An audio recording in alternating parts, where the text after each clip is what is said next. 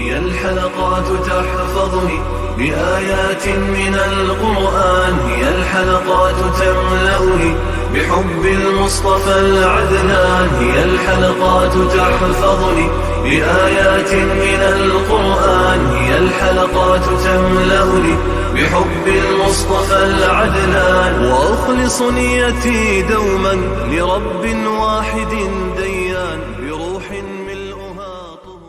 Sure Muddessir tefsiri 31. ayetinden başlayıp okuyayım inşallah.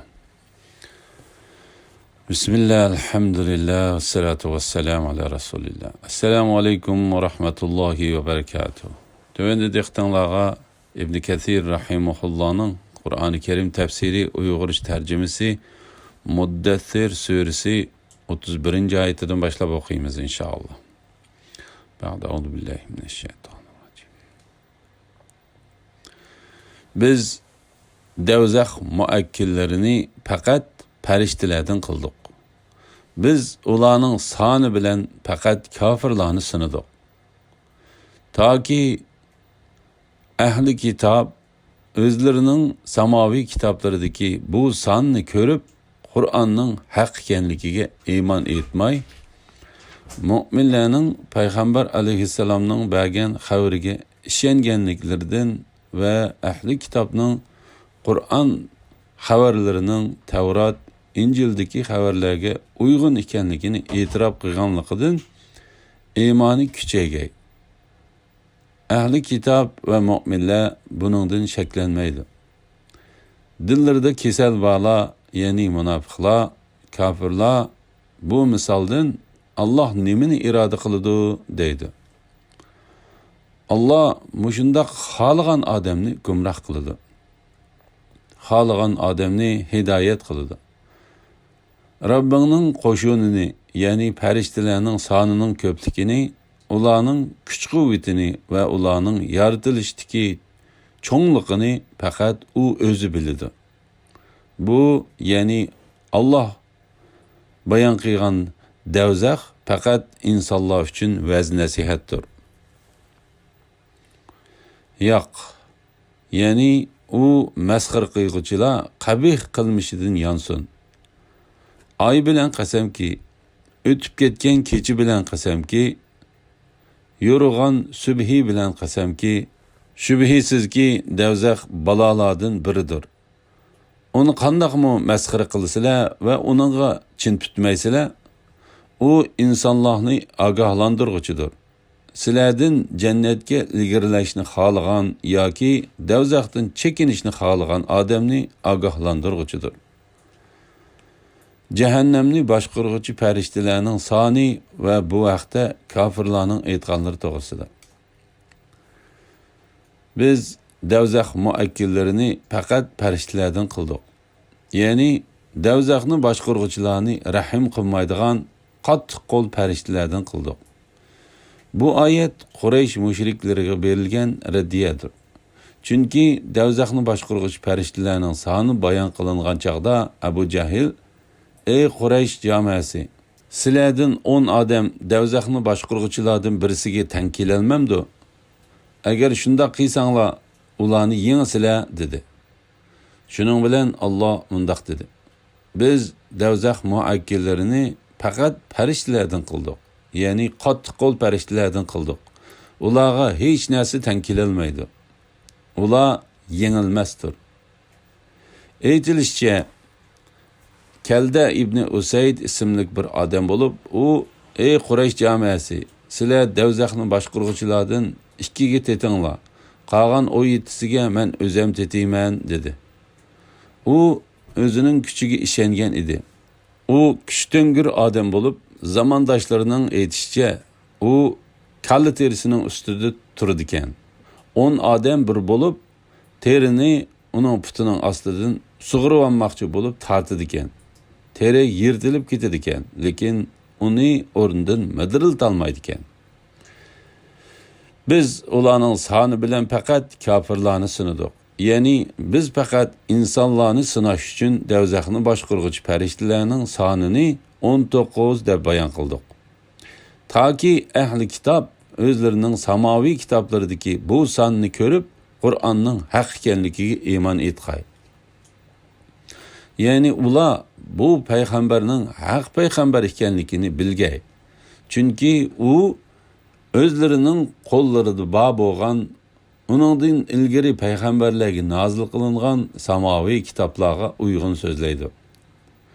Mu'minlarning payg'ambar alayhissalomning bergan xabariga ishonganliklaridan va ahli kitobning Qur'on xabarlarining Tavrat, İncil'deki xabarlarga uyg'un ekanligini e'tirof qilganligidan iymoni kuchaygay.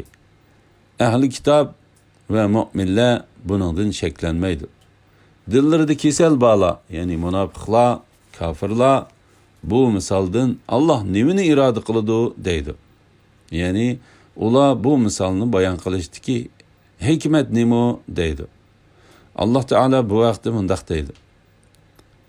Allah mushundaq xohlagan odamni gumroh qiladi.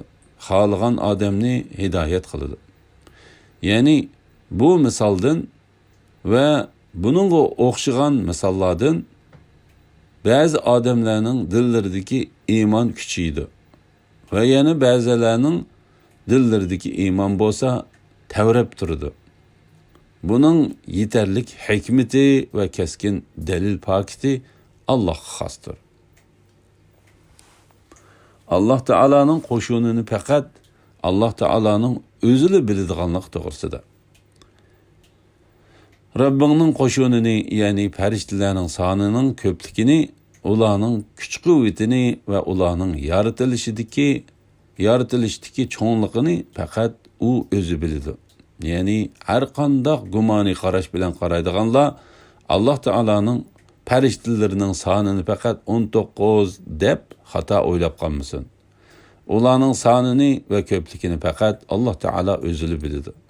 Imom Buxoriy va Muslim rivoyat qilgan Isro haqidagi hadisda payg'ambar alayhisalom 7-qavat osmondagi Baytul Ma'murni sifatlab mundaq deydi. U uyga kunda 70 ming farishta ibodat qilg'ili kirdigan. Farishtalarning ko'pligidan ularga yana bir qitim u uyga kirishga navbat tegmaydi ekan. La ilaha illalloh Muhammad rasul. Bu ya'ni Alloh bayon qilgan davzax faqat insonlar uchun va'z nasihatdir. Yo'q, ya'ni u masxir qilg'uchilar qabih qilmishidan yonsin. Ay bilan qasamki, o'tib ketgan kechi bilan qasamki, shubhisizki davzax balolardan biridir. Uni qandaqmi masxir qilisizlar va uningga chin tutmaysizlar. Ibn Abbas, Mujahid, Qatada, Zahhak va salaf ulamolardan bir qancha kishilar mundaq deydi. Ya'ni sifatlangan u davzax balolarning eng cho'ngidir. U insonlarni ogohlantiruvchidir. Sizlardan jannatga ilgirlashni xohlagan yoki davzaxdan chekinishni xohlagan odamni ogohlantiruvchidir.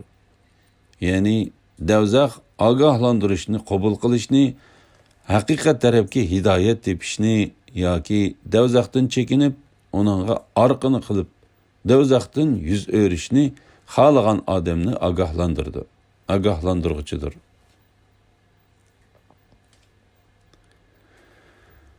Her insan qilmishlari tufaylidan davzaxga mahbusdur.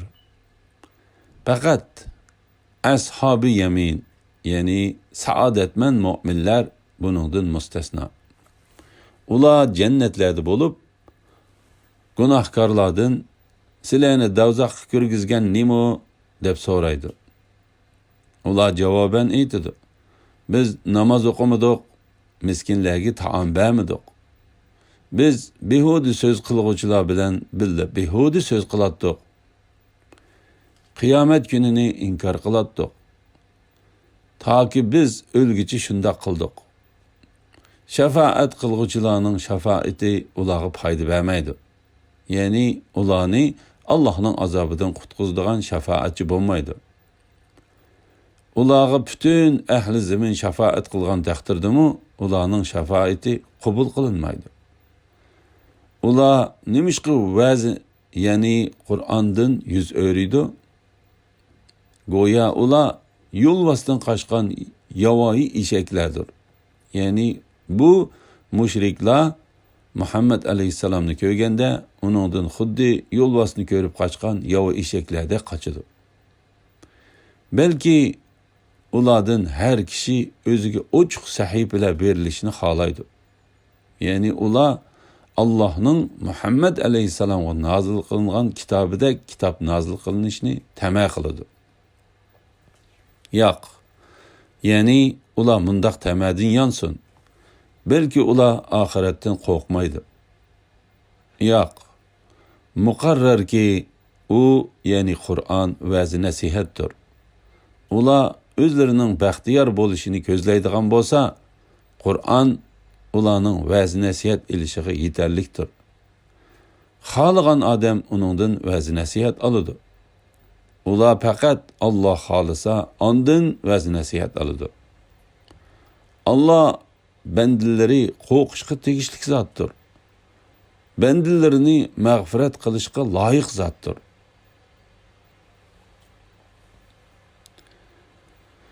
Cennet ahli bilan davzaq ahlining orasida bo'ladigan suhbat to'g'risida.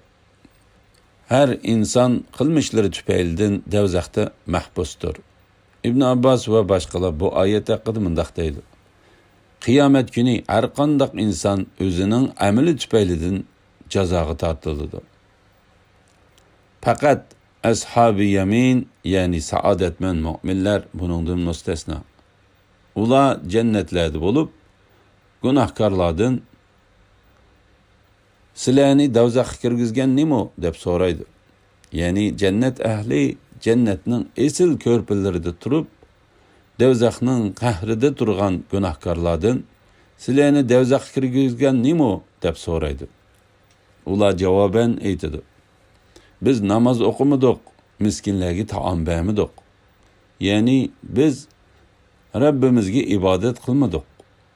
Bizning tipimizdan bo'lgan Allohning bandalariga yaxshilik qilmadik. Biz behuda so'z qilg'uvchilar bilan billa behuda so'z qilatdik. Ya'ni biz o'zimiz bilmaydigan narsalarni bilarmanlik qilib so'zlab yuratdik. Qatada bu oyat haqida mundaq deydi. Har qanday bir ozg'un behuda so'zlarni qilib azsa, bizmi uning bilan billa azatdik. La ilaha illalloh Muhammad rasululloh. Qiyomat kunini inkor qilatdik. Taki biz o'lgicha shunda qilatdik. Alloh taolo bu vaqtda mundaq deydi. Sen o'zingga o'lim kelganga, ya'ni ajiling yetganga qadar Rabbingga ibodat qilgin. İmam Bayhaqi Payg'ambar alayhissalomning mundaq deganligini rivoyat qiladi. Osman ibn Maz'unga haqiqatan Rabbi tarafidan o'lim keldi. Shafaat qilguvchilarning shafaati ularga foyda bermaydi. Ya'ni ularni Allohning azobidan qutqizadigan shafaatchi bo'lmaydi. Ularga butun ahli zamin shafaat qilgan taqdirdami, ularning shafaati qabul qilinmaydi. Ya'ni kimiki mazkur sifatlar bilan sifatlanadigan qiyomat kuni uningga hech kimning shafaati foyda bermaydi. Chunki shafaat qilinishga o'rni bor odam bo'lsa, ondan foyda berdi. Biroq kimki Allohning oldiga kofir holatda keladigan, shak shubhisizki u cho'qim davzaqqa kirdi. U davzaqda mangu qoladi. La ilaha illalloh Muhammad rasululloh. Kafirlarning haqdan yuz o'rganligini va ularning haq tutgan pozitsiyasini ayiblash to'g'risida. Ular nemishqa vaz, ya'ni Qur'ondan yuz o'riydi? Ya'ni sening atrofingdagi ana shu kafirlarga nima bo'ldi ekan? Sen ularni haqqa da'vat qilsang va ularga haqni aslatsan, ular uningdan yuz o'riydi. Go'yo ular yo'lvosdan qochgan yovvoyi eshaklardir. Ya'ni bu mushriklar Muhammad alayhissalomni ko'rganda uningdan xuddi yo'lvosni ko'rib qochgan yovvoyi eshaklardek qochadi. Bu ayet hakkında Ebu Hureyre radıyallahu anhu mundaq deydi. Ular haqdan keçişte ve onundan yüz örüşte goya ovlamoqchi bo'lgan yo'lvasdan qochgan yovvoyi eshakka o'xshaydi. Balki ulardan har kishi o'ziga ochiq sahifalar berilishni xohlaydi. Ya'ni ular Allohning Muhammad alayhissalomga nozil qilingan kitobidek kitob nozil qilinishini tama qiladi. Mujohid va boshqalar bu oyat haqida mundaq deydi. Ayni shu mushriklarning har biri o'ziga xuddi Alloh payg'ambar alayhissalomga nozil qilgan Qur'onga o'xshash bir kitob nozil qilinishini xohlaydi. Alloh taolo bu vaqtda mundaq deydi.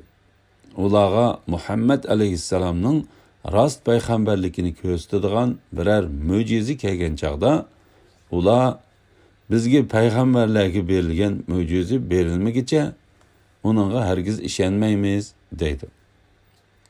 Allah payg'ambarlik vazifasini qayerga o'rnatishni, ya'ni kimning uning ahli bo'ladiganligini obdan biladi. Qatada bir rivoyatda mundaq deydi. Ular yaxshi amal qilmay turib, o'zlarining gunohsiz ekanligiga isbot berilishini xohlaydi. Yo'q, ya'ni ular mundaq tamadin yonsin. Belki ular oxiratdan qo'rqmaydi. Ya'ni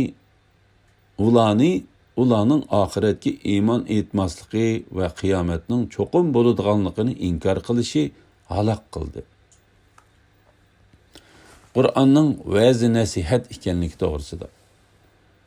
Yo'q, muqarrarki u, ya'ni Qur'on va'zi nasihatdir. Ular o'zlarining baxtiyor bo'lishini ko'zlaydigan bo'lsa, Qur'on ularning va'zi nasihat elishiga yetarlikdir. Xohlagan odam uningdan va'zi nasihat oladi. Ular faqat Alloh xolisa ondan va'zi nasihat oladi. Alloh taolo bu vaqtda mundaq deydi. Faqat Alloh xohlagandilar ondan sizlar xohlaysizlar. Ya'ni hamma ish Allohning xohishiga bog'liqdir. Allah haqiqatan hammani bilguchidir, hikmat bilan ish qilguchidir. Allah bandalari qo'rqishga tegishli zotdir. Bandilarini mag'firat qilishga loyiq zotdir. Qatada bu oyat haqida mundaq deydi. Allah bandalarining qo'rqishiga tegishli zotdir. Allah gunohlaridan tavba qilgan va Alloh tarafga qaytgan kishining gunohlarini mag'firat qilishga loyiq zotdir. Alhamdulillah. Shuning bilan sura Muddathirning tafsiri tugadi. Kelar qitimda sura Qiyoma tafsiri 1-oyatidan boshlab o'qiymiz inshaalloh. Sallallohu ala Muhammad va ala alihi va sahbihi ajma'in. Assalomu alaykum va rahmatullohi va barakatuh.